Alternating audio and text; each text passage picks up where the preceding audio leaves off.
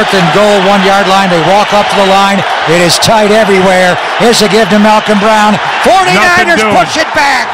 He did not get it. The 49ers goal line stand. They will take over on their own 1 yard line. An incredible defensive performance last week. That's really all season for the 49ers, and all guests are coming to you via the Fire Wings hotline. Try one of their delicious flavors of wings today. Fire Wings. Just wing it. The voice of the undefeated 49ers. Undefeated. Yep. Greg Papa joining us here. Greg, how great was that defense last week against the Rams? The Niners were just incredible defensively. Well, that one play, I think, really symbolizes a dramatic shift in a year's time. Last year, the Rams had the best offensive line in football, and I remember them coming into Levi's Dwight Clark Statue Day, late October, and they would get up on the line and quick snap the 49ers. It was like they were playing turbo like Chip Kelly's teams, but just they would break the huddle and then run to the line and snap the ball. And because it's a zone blocking scheme, they don't have to know who they're blocking. They just need to know where they're blocking, so they can do it fast. And I remember so many times Gurley had walk-in touchdowns because the 49ers were still standing straight up. They weren't even ready for the snap of the ball. They quick-snapped the 49ers on 3rd down and on 4th down. The 49ers, with this revamped, ferocious defensive line, stuffed both. And that was the signature of the game. And then they come out in the second half and get the turnover on the drop by Henderson in the back. Armstead picks it up, and they just dominated the entire third quarter. This defense, it's the best defense I've ever been around, way better than the Raider defense I've seen. I'm wondering where it ranks in 49er history. Harbaugh's, this decade had some great defenses. The 94 Super Bowl champions, when Dion was there, was a good defense, great defense. And likewise with the 84 team. And you can go through the history and the original Gold Rush with Tommy Hart and Cedric Hardman and those guys. So they've had some great defenses, but this defense, we're just 5 games into it. You don't want to overreact. But 0 for 9 on 3rd down, 0 for 4 on 4th down. Are you kidding me? And Jared Goff had 78 yards passing. What do we have here? Well, I think what we have, and you'll agree, is a defense that's not just great, but also very shifty. I mean, they're able to I don't want to call it plug and play, but Robert Saleh, you saw him last week. He was everywhere. Yes. on all the sports centers, and video highlight plays is just freaking out, and for good reason. The fact that you had more 4th down stops by the Niners than you had 3rd down conversions by the Rams, in addition to the talent they have on defense, Greg, is also maybe their key to being so good that it's almost like a Swiss Army knife of maneuverability for a lot of these guys? Certainly. Basically, you're going to line up when they have that, and I called it the Northern California version of the fearsome foursome, because the Rams had a great line when George Allen was the defensive coordinator there years ago with Deacon Jones and that bunch. But, basically it's Ford on the outside with Bosa. Bosa likes to rush over the left tackle and Ford on the other side, and then Buckner and Armstead inside. But they twist the stunt and they move people around. The bottom line to me, they are fast, they are physical, and I could go with Mike Singletary, physical with an F, if you want to go with the 3 Fs. They're fast. That line is just a modern-day get off the ball, go get the quarterback, fast line. They're playing this 9 technique. They're not two-gapping. They're just firing and going. They're physical, and then a little bit of finesse. They're good athletes. Finesse was the dirty word around the 49ers defense for years when their offense, just drowned out with how good their defense was, and it was the finesse 49ers, and Ronnie Black got all mad. They weren't finesse. What I mean by finesse, though, is like when they run to the ball, the line does get off the ball, Dave, and they fire. But watch Eric Armstead. How many times has he flipped his hips, smelled out a screen, come back to the ball and run back to the ball? So they're fast, physical, and they are finesse, and they move them around. And then don't forget about the stack linebackers behind the front. Quan Alexander, Fred Warner is a better player. And how good is the secondary playing? How good was Jimmy Ward on the 3rd and 4th down at the end of the game when he picks up the tight end on 3rd down and Cooper Kupp on 4th down? It's just, wow. As far as dramatic improvement from one year to the next, it's historic. This was not a good defense last year, and now they're shutting everybody down. I mean, going back to Ronnie Lott again, when he came in with that group, Eric Wright and Carlton Williamson and the rookies, that secondary, it was Dwight Hicks and the Hot Licks. They were able to flip it in 1 year's time, and Bosa's a big part of it in Ford. But we're looking at a dramatic turnaround from the defense we saw last year and the last several years. Greg, it'd be interesting to find out what the circles that you're in. So you obviously are with this team all the time, and when you travel, you're around the opposing broadcasters, you're around national media that's covering the NFL, and there was a time where people would say at 2-0 or 3-0, oh, who have the Niners played? Well, now they're 5-0. What they're doing defensively is historic. Offensively, they've got a great run game. There's still some improvement with the passing game, but now when you're getting around those people that cover this league on a regular basis through 5 weeks or so, what are they telling you, or what are their impressions of the 49ers? Well, they're seeing what we saw, and I think it was the first time I was on with you guys before the Tampa game.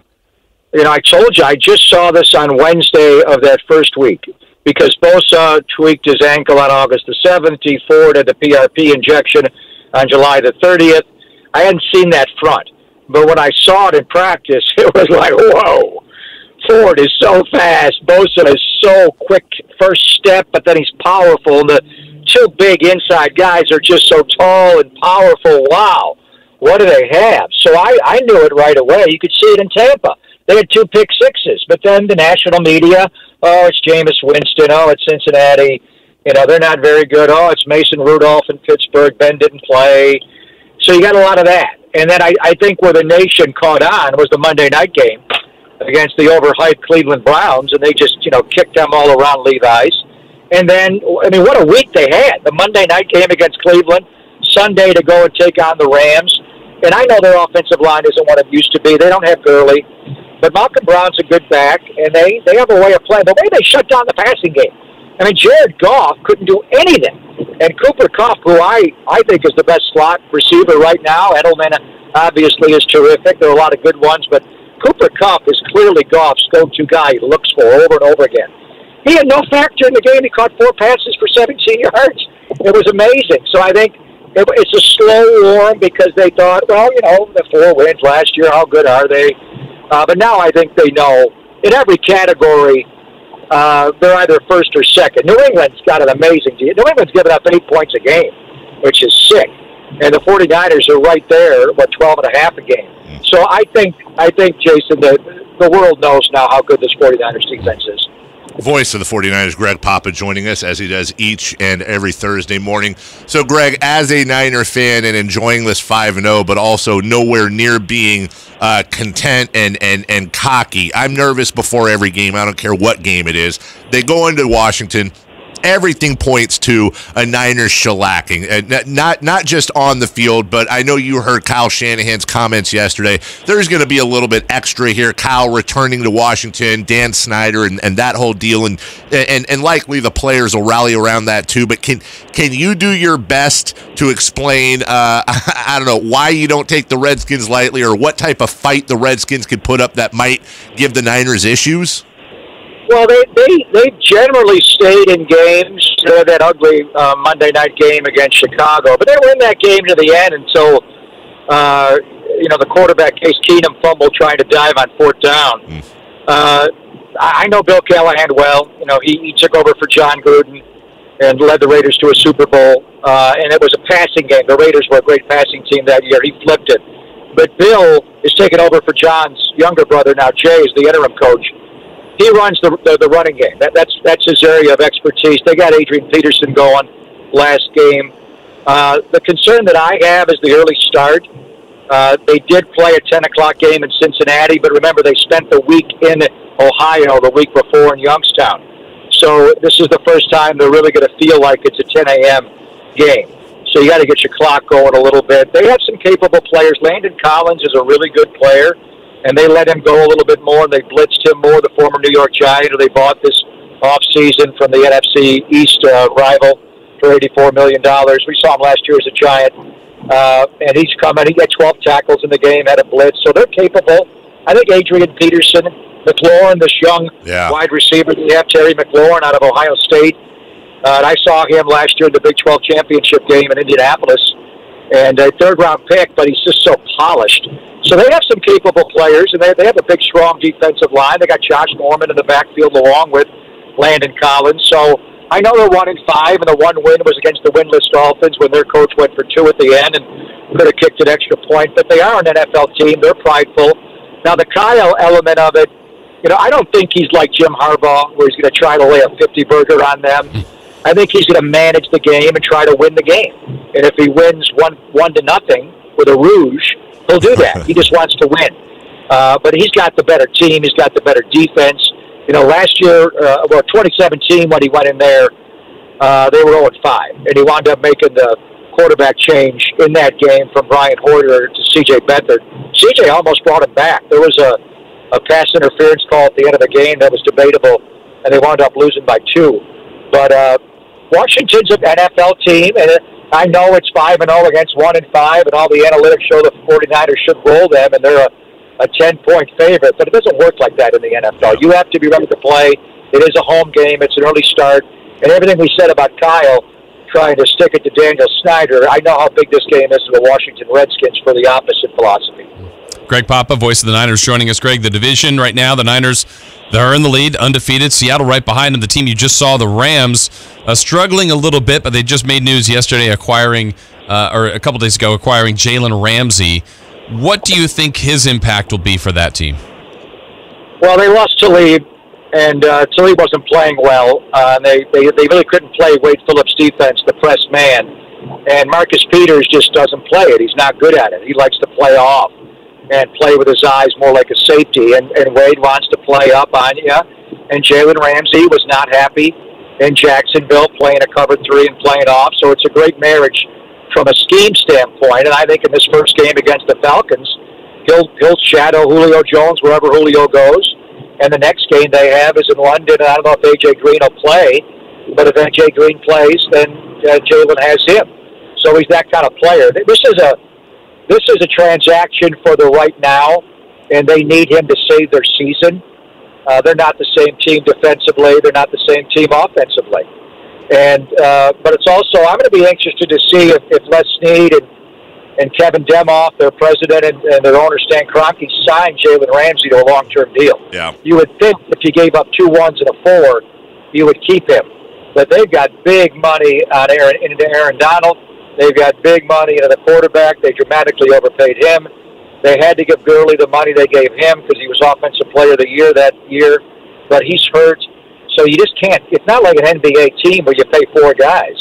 You need 46, and you got to pay, probably 25 of them, decent money. You need depth. So I don't know what they do there. They could flip Ramsey and probably get 2 1s back for him if they traded him in the offseason. But Ramsey's a hell of a player. A tremendous player, and he will make them better. They need him for the right now, and these 2 matchups that I mentioned.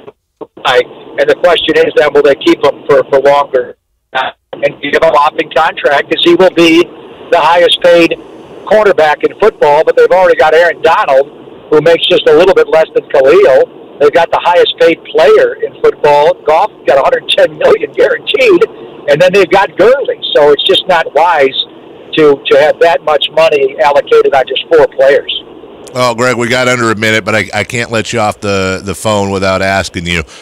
We talk about the defensive improvement, Kyle Shanahan's system finally catching on, but I think I won't speak for you, but I know we here know there's one major reason why the Niners are undefeated at this point. You have yet to lose a game as play-by-play voice of the Niners, and I'm just curious, do you carry that pressure into each game, and is that something that factors in? What have you brought this year differently to help this team win? Because for me, you're the MVP. The 49ers did lose to the Chargers in the preseason. Doesn't count! So, yeah, but they all count to me. I know it count to them. Broadcaster, the audience has ears and eyes for that game as well. So technically, Dave, I'm 8-1, and I'm trying to overcome that one loss. So I've never been 5-0. The one year with the Raiders, we went to the Super Bowl. Callahan's year, they started 4-0 and then lost 4 in a row. That's right. And the 4th game in a row was to Jeff Garcia and the 49ers, and he played great in Oakland. And then they wound up winning 7 of the last 8 and went to the Super Bowl. So this is uncharted territory for me. I've never been around the teams in the NFL that's 5-0. So I'm having a hell of a lot of fun. I'll tell you that. Yeah, well, it's fun to listen to, fun to watch. Greg, we'll talk to you next week. Enjoy the trip to DC, and again, we'll talk to you next week. Thank you, guys. The Drive.